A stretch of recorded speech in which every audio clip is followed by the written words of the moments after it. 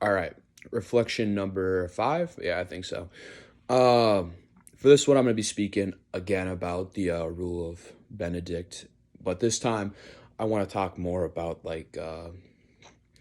just the ideas of it as a common good versus other themes. Now, kind of touching on before, and I'll repeat it again. I just feel like the rule of Benedict is really good, like really, really good. It's, I would say, like peak in terms of what a society should strive for. Like everything about that. I mean, if everyone was working in complete unison and we were able to achieve these concepts of, restraint and obedience and kind of calling to a higher power, I mean, there would be like a second in lightning pretty much. I mean, that would be amazing.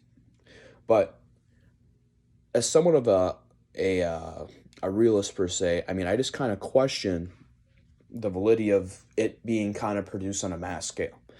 Um, you know, we kind of look over to the Greek philosophers and how they were talking about how happiness was so good, and yeah, that I think to a certain extent that is true. And I'm not saying Saint Benedict is wrong, but to a certain extent, in any society, you're just gonna have bad apples, and we know that Saint Benedict had ways of counteracting this.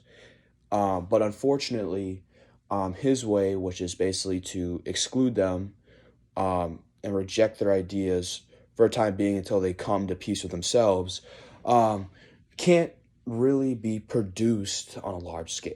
I mean, there's just some people that aren't going to react to that good because, or well, because some people, if you're doing this from a societal standpoint, not everyone is going to be kind of cool with this in the first place. I think to a certain extent, you with the rule of Saint Benedict, you need everyone in it for it to be able to work like extremely well, right? And that's just it's just not possible. But I do certainly think there should be groups like there should definitely be pockets of individuals. I think the two work essentially in unison.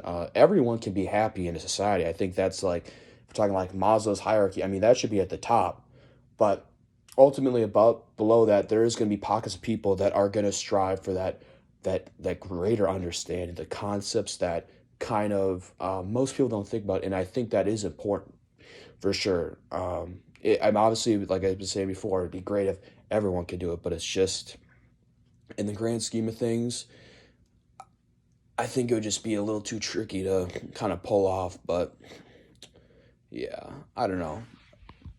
It's kind of an interesting subject, but I thought I'd give you my take.